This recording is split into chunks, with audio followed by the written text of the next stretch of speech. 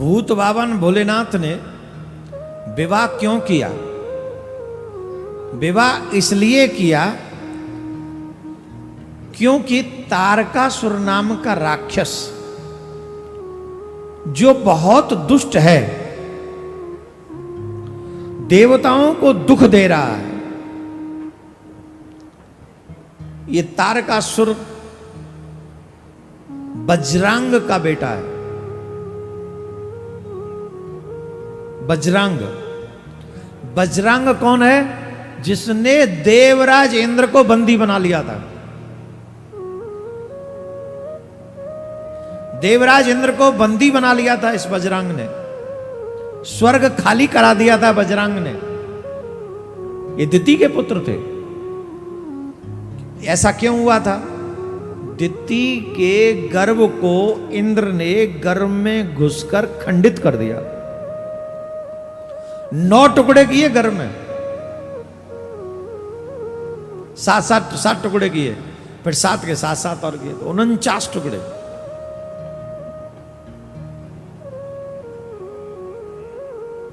बहुत कष्ट हुआ था मां दिति को।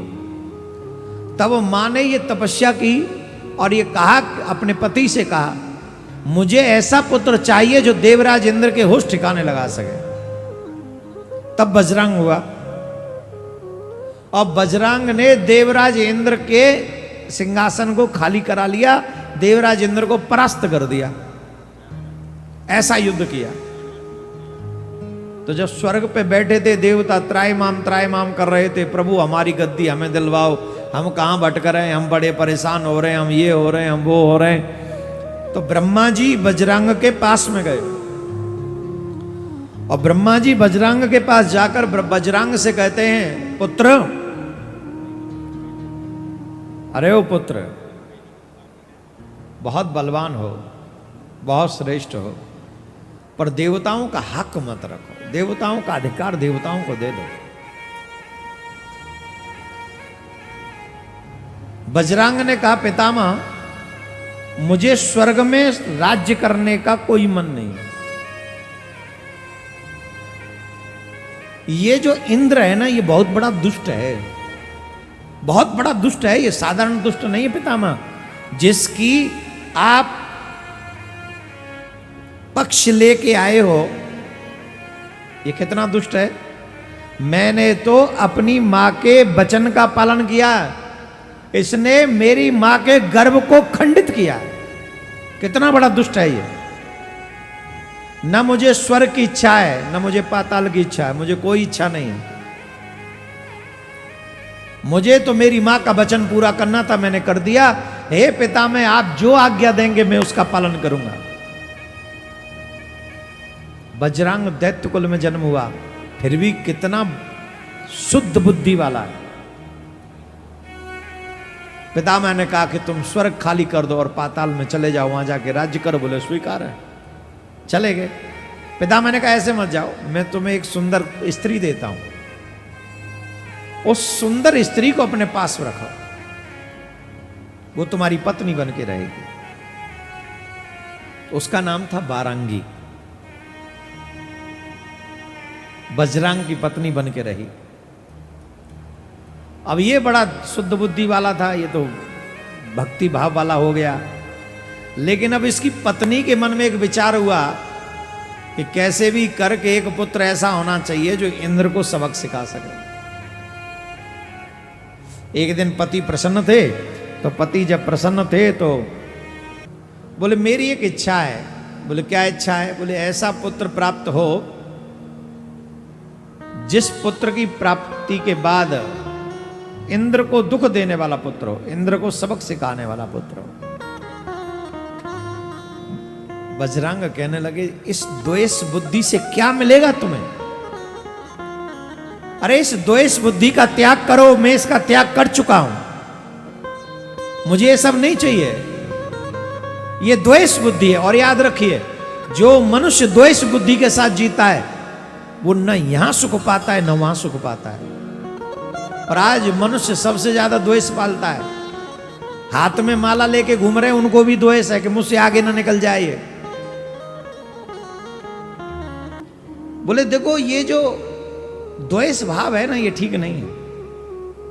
द्वेष भाव सबसे गंदा। अब तुम देवताओं से दोष रखते हो, क्या फायदा, क्या मिलेगा? बोले नहीं नहीं, हमें तो ऐसा ही पुत्र चाहिए। अब वो बेचारे बड़े दुखी हुए। बजरंग सोचने लगे ये बात ठीक नहीं है, अभी भी हमारी पत्नी द्वेष रख रही है देवताओं से, ये ठीक नहीं है। बजरंग ने सोचा ये मेरी धर्म पत्नी है, ये मुझसे कभी कुछ मांगती नहीं, आज इसने पहली बार मुझसे पुत्र मांगा। हालांकि मेरी भावना के विपरीत है, मैं द्वेष भाव नहीं रखता, फिर भी ये द्वेष वाला पुत्र चाहती है, फिर भी मुझसे पहली बार ही मांगा है। अगर मैं इसकी इच्छा पूरी नहीं कर सका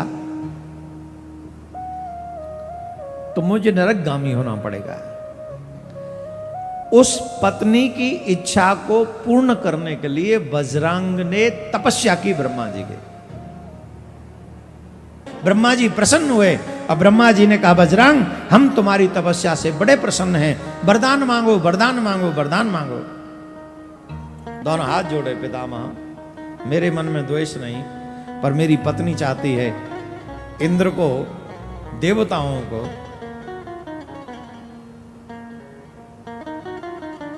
सबक सिखाने वाला एक बलवान पुत्र हो। एवं मस्त ऐसा ही होगा। ब्रह्मा जी ने भी आशीर्वाद दे दिया। जब महाराज बजरंग के घर में पुत्र हुआ, पृथ्वी कांपने लगी, ऐसा पुत्र था। बादल काले काले हो गए, आंधी आने लगी, पृथ्वी हिलने लगी, ऐसा भयानक योद्धा बलवान।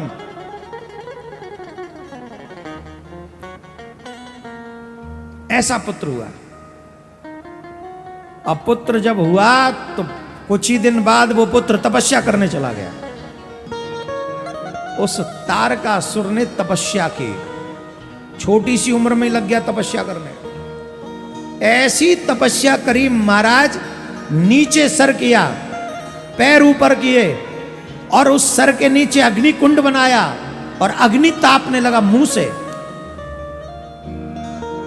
इतनी कठोर तपस्या करी कि तीनों लोग उसकी तपस्या के तेज से जलने लगे। जो देवता हमेशा कहते थे इन दैत्यों को वरदान मत दो, उस तपस्या का फल यह था कि सब ऋषि मुनि देवता कह रहे थे महाराज जल्दी जाओ वरदान दो, जल्दी जाओ वरदान दो, जल्दी जाओ वरदान दो, नहीं तो ये ब्रह्मांड नष्ट हो जाएगा इसकी तपस्या से। ब्रह्मा जी दौड़े दौड़े चले आए, बस हम तुमसे बड़े प्रसन्न हैं, वरदान मांगो वरदान मांगो वरदान मांगो। तब ब्रह्मा जी से कहता है वो तारकासुर, हे पितामह मैं आपको नमस्कार करता हूं, मैं आपको नमन करता हूं, बार बार नमन करता हूं मैं आपको। बोले पितामह वरदान मांग लो, क्या चाहिए? बोले महाराज अगर आप मुझे वरदान देना चाहते हैं तो यही वरदान दे कि मुझे कोई मार ना सके इस पृथ्वी पर। क्या वरदान मांग रहे हो? बोले मुझे इस पृथ्वी पर कोई मार ना सके, ऐसा वरदान मांगता। जो भी शरीरधारी हैं उन्हें एक दिन नष्ट होना ही है, ये वरदान हम नहीं दे सकते। बोले महाराज कुछ तो वरदान दो, मैं मरना नहीं चाहता। बोले एक चीज, कुछ भी वरदान, मृत्यु के लिए एक रास्ता छोड़ दो, बाकी जो चाहो सो मांग लो किसी। बोले ठीक है एक वरदान दे दो। बोले क्या? भगवान शिव के शुक्र से उत्पन्न 6 दिवसीय बालक ही मुझे मार सके और कोई न मारे। कै दिवसीय? 6 दिवसीय बालक मुझे मारे और कोई न मार सके। अच्छा ये जानता था कि सती जी अपनी लीला पूरी कर चुकी हैं, अब भगवान भोलेनाथ शादी करेंगे ही नहीं, क्योंकि पहले ही नहीं कर रहे थे, तो अब क्या करेंगे? इसलिए इसने ये वरदान मांगा कि शंकर के शुक्र से, भगवान शंकर तो कैसे भी पुत्र उत्पन्न कर सकते हैं, वो तो इच्छा करें तो पुत्र हो जाए, जटा को हिला दे तो पुत्र हो जाए, थोड़ी भौं चढ़ा दें तो पुत्र हो जाए। भैरव भौं के मध्य से ही प्रकट हुए। और वीरभद्र कहां से हुए? जटा उगाड़ी तो वीरभद्र हो गए। तो भगवान शिव का क्या भरोसा? जब ये मांग लेंगे कि भगवान शंकर का पुत्र मारे, तो भगवान शंकर का पुत्र तो कहीं से भी हो जाएगा। सिर्फ भावना कर लें तो प्रकट हो जाएगा, ऐसे नहीं। उसने मांगा ही क्या, भगवान शंकर के शुक्र से 6 दिवसीय पुत्र जो हो वो मुझे मारे। मतलब एक तरीके से उस समय इम्पॉसिबल वरदान मांग लिया उसने। ब्रह्मा जी बोले एवं तो ऐसा ही होगा, और शंकर जी बैठे समाधि में, लागे समाधि अखंड अपारा। समाधि अखंड है जो खंडित नहीं हो रही, और उनकी समाधि भंग करने के लिए देवराज इंद्र ने तमाम प्रयास किए। इंद्र को, कामदेव को भेजो, बसंत को भेजो, रति को भेजा, चकाचक चारों तरफ सब प्रयास किया, कुछ नहीं हुआ। देवताओं ने प्रार्थना की, देवता पुकार करने लगे, हे जगदीश, हे ईश्वर, अगर आप स्वीकार नहीं करेंगे तो देवताओं का क्या होगा। ये दैत्यराज तारकासुर हमें छोड़ेगा नहीं, आप कृपा करो, आप कृपा करो, आप कृपा करो। तब भगवान ने मां पार्वती के साथ विवाह किया, नारायण भगवान के कहने के बाद। भगवान शिव ने कहा, आज्ञा सिर पे नाथ तुम्हारी, हे नाथ आपकी आज्ञा हमारे सिर पे है। नारायण भगवान ने कहा, सिर पे मत रखना हमारी आज्ञा, हमारी आज्ञा को, हमारे निवेदन को आप अपने चित्त में धारण करो। बोले सिर पे क्यों नहीं रखें? बोले पता चले आपके सिर पे गंगा विराजमान है, आपने सिर पे आज्ञा रख ली और गंगा के साथ बह गई तो रह गई, फिर वहीं आ जाएंगे लौट के। चित्त में धारण करो और जाए ब्याह होई। एक भोलेनाथ, अब आप जाके पार्वती के साथ विवाह कर लो। 1000 दिव्य वर्ष तक भगवान मां पार्वती जी के साथ में एकांत में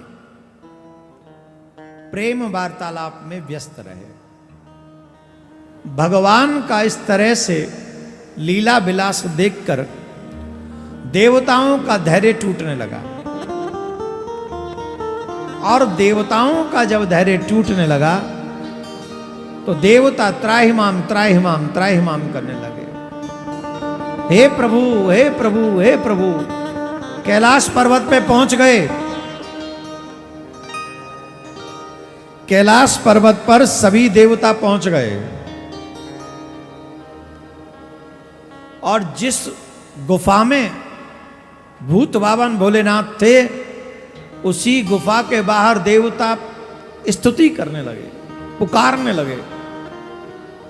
जब पुकारने लगे तो भगवान का स्वभाव है कि जब भक्त निर्मल हृदय से बुलाता है तो भगवान सब कुछ छोड़ के प्रकट हो जाते हैं। ये भगवान का स्वभाव ही है। फिर भगवान रुकते नहीं है, भगवान दौड़े चले आते। जिस समय लीला विलास में व्यस्त थे भगवान, उसी समय देवताओं ने उनको पुकारा, और जिस समय उन्होंने पुकारा तो भगवान पार्वती जी को छोड़कर देवताओं से मिलने के लिए बाहर आ गए। जिस समय पधारे उस समय भगवान शिव का तेज पृथ्वी पर गिर पड़ा। इस बात से पृथ्वी मां पर जब वो तेज गिरा, शुक्र गिरा, पार्वती मां को बड़ा कष्ट हुआ। उन्होंने कहा, रे देवताओं, तुम्हारे कारण आज मैं मां नहीं बन सकी, तुमने बड़ा अधर्म किया, बहुत बड़ा अपराध तुमने किया है। मैं तुम्हें शाप देती हूं, तुम कभी भी, तुम्हारी संतान नहीं होगी, तुम कभी अब आगे जितनी भी देवियां हैं तुम देवताओं की, वो मां नहीं बन पाएंगी। अगर आज मैं नहीं मां बन पाई तो कोई मां नहीं बन पाएगी, शाप है मेरा।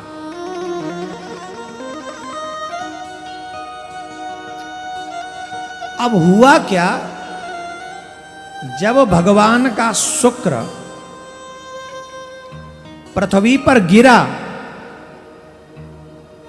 तो पृथ्वी से वो शुक्र बर्दाश्त नहीं हुआ, उसका तेज बर्दाश्त नहीं हुआ।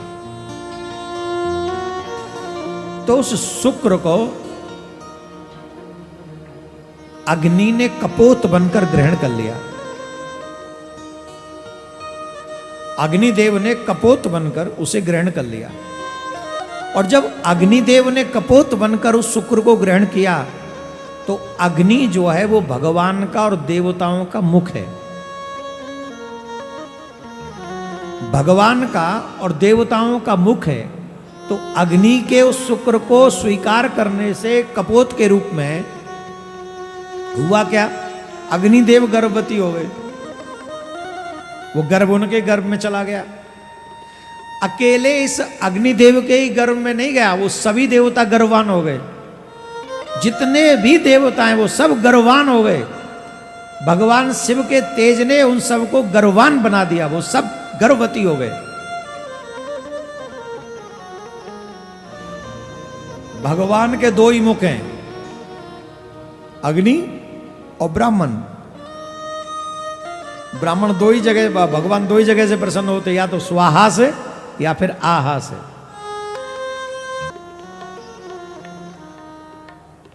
अग्निदेव के कारण सब देवताओं के गर्भ में वो शुक्र चला गया। अब उसके कारण तो देवता बड़े परेशान हुए, इतने परेशान हुए, इतने परेशान हुए। देवता भगवान शिव से प्रार्थना कर रहे हैं, महाराज मर ही जाएंगे, प्राण निकल जाएंगे, महाराज महाराज कृपा करो। तो भगवान ने कहा कोई बात नहीं, तुम इसे, हम कृपा करते हैं, तुम इसे बाहर कर दो हमारे आशीर्वाद से। जब तुम उल्टी करोगे तो बाहर हो जाएगा ये। सबने ऐसा कर दिया, सब उस दर्द से मुक्त हो गए देवता। पर अग्निदेव अभी भी नहीं हुए। अग्निदेव अभी भी दर्द से करा रहे हैं, महाराज दया करो। बोले बेटा तुम तो बचो नहीं अभी। बोले क्यों? बोले ग्रहण तो तुम ही ने किया है। पार्वती माँ ने साफ दे दिया, अग्नि तूने कपोत बनकर शुक्र को ग्रहण किया है ना, मैं साफ देती हूं तू सर्वभक्षी हो जा। तूने ये भी नहीं सोचा क्या ग्रहण करना चाहिए और क्या नहीं, साफ दे दिया तू सर्वभक्षी हो जा। तब शंकर भगवान ने कहा कि तुम भी इसे किसी को दे दोगे तो बचोगे, अब तुम अपनी मन से ढूंढो किसको दोगे। तो उस समय माघ का महीना था, सप्त ऋषियों की पत्नी संगम स्नान करने जा रही थी। माघ के महीने में सर्दी होती है। वो सप्त ऋषियों की पत्नी स्नान करने जा रही थी, गंगा स्नान करके आ रही थी, उन्हें सर्दी लगी हुई थी। तो अचानक से एक जगह पर उन्होंने अग्नि प्रज्वलित होती हुई देखी। और जब अग्नि प्रज्वलित हो रही थी तो वो सभी ऋषि पत्नी सोचने लगी कि चलो थोड़ी देर हाथ सेक लेते हैं, शरीर सेक लेंगे तो थोड़ी गर्माहट हो जाएगी। एक ऋषि की पत्नी ने मना किया कि ये ठीक नहीं है। अचानक से यहां अग्नि कैसे प्रकट हुई? हमको लगता है कोई देवताओं की चाल है। अरे बोले तुम्हें हर चीज में चाल लगती है। तो वो एक ऋषि पत्नी नहीं गई बस वहां, बाकी की 6 की 6 चली गई।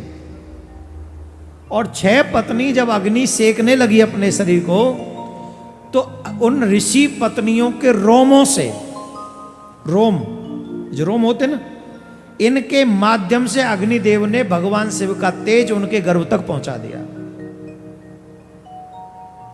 रोम छिद्रों से भगवान शिव का वो शुक्र ऋषि पत्नी, अब वो गर्भवती हो गई तो देवता ऋषियों ने त्याग दिया। अरे तुम कहां ये सब करके आ गई हो, त्याग दिया।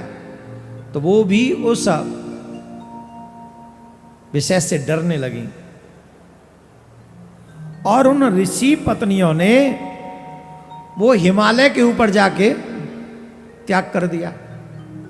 अब वो इतना तेज था, शुक्र का इतना तेज था कि उन हिमालय से भी वो तेज बर्दाश्त नहीं हुआ, उसने गंगा में छोड़ दिया। और गंगा भी वो तेज संभाल नहीं सकी, तो उन्होंने जाके वो तेज सरकंडों में छोड़ा। अब भगवान को लगा ये बहुत कुछ हो गया, इतने दिनों से ही भ्रमण कर रहा है। तब वहां जाकर कार्तिकेय का प्राकट्य हुआ। उस सरकंडों में वो कार्तिकेय जी मिले, वहां उस शिशु का जन्म हुआ। बोलो कार्तिकेय जी महाराज की जय। बोलो कार्तिकेय जी महाराज की जय। वहां उनका जन्म हुआ। अब जब इस बालक का जन्म हुआ तो वो 6 की 6 कृतिकाएं दौड़ी, मेरा बेटा मेरा बेटा। उस समय कार्तिकेय मुनि ने अपने 6 मुख कर लिए कि 6 माँ आई है मुझे दूध पिलाने, मैं 6 माओं का दूध पीऊंगा। तो इसलिए इनका नाम षडानन भी हो गया। कार्तिकेय स्वामी के 6 मुख हैं, उन्होंने 6 मुख करी है, 6 माओं के दूध पिए, क्योंकि वो कुछ देर तो गर्भ धारण किया ही थी ना, तो इसलिए तो वो 6 के 6 माँ के दूध पिए उन्होंने। और उस समय अब सोच रहे थे हमारा ये कौन कर्म करेगा। उस समय विश्वामित्र जी महाराज वहां से जा रहे थे, बोले आप हमारे पुरोहित बनो। बोले हम ब्रह्म ऋषि नहीं है। बोले कोई नहीं, हो जाओगे ब्रह्म ऋषि, हमारे को तुम नामकरण इत्यादि कर दो, जात कर्म इत्यादि कर दो, तो हमारे कुल पुरोहित हो गए, तो हमारे पुरोहित बन जाओ। कुल पुरोहित तो क्या, पुरोहित बन जाओ। तो विश्वामित्र जी ने ही इनका नामकरण किया। और जब भगवान भोलेनाथ को पता चला, तब भगवान भोलेनाथ ने इसके ऊपर कृपा की और सभी देवताओं का सेनापति इनको बनाया। सभी ने इनको अपना सेनापति मान लिया। बोलो राधे राधे। ऐसे नहीं, जोर से बोलना पड़ेगा। और फिर युद्ध होना प्रारंभ हुआ। 6 दिन के थे, 6 दिन के। ऐसा भयानक युद्ध किया, इससे तारकासुर से ऑलमोस्ट सब देवता हार चुके थे, सब। कोई देवता इस तारकासुर के आगे नहीं टिक रहा था। क्यों नहीं टिक रहा था, उसके पीछे तो आप रीजन जानते हैं ना, वरदान था। और एक बात सुन लीजिए, वचन देवता निभाते हैं। कौन निभाते हैं? देवता अपना वचन कभी झूठा नहीं करते, देवता अपना वचन निभाते हैं।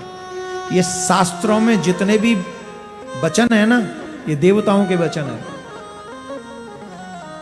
इन क्रियाओं को करने पर, इन कार्यों को करने पर आपको इस कार्य की सिद्धि हो जाएगी। ये किसके वचन है?